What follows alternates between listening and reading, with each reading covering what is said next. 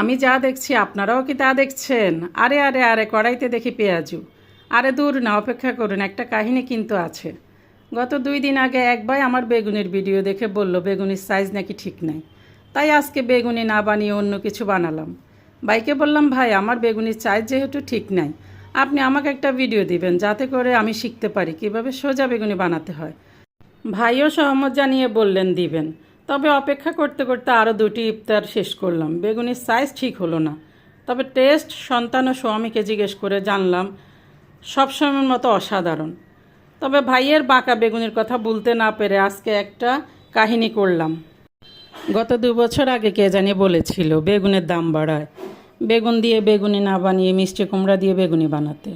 তাই ভাবলাম আমার যেহেতু বেগুনির সাইজ ঠিক হয় না, তাই একদিন আলু দিয়ে আলুনি খেয়ে দেখি, অন্তত সাইজটা যদি ঠিক করা যায়।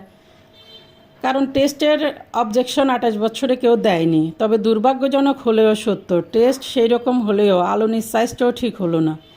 আপনাদের যদি কোনো মতামত থাকে কমেন্টে বলতে পারেন। অনেক ধন্যবাদ সবাইকে সময় নিয়ে আমার ভিডিওটি দেখার জন্য।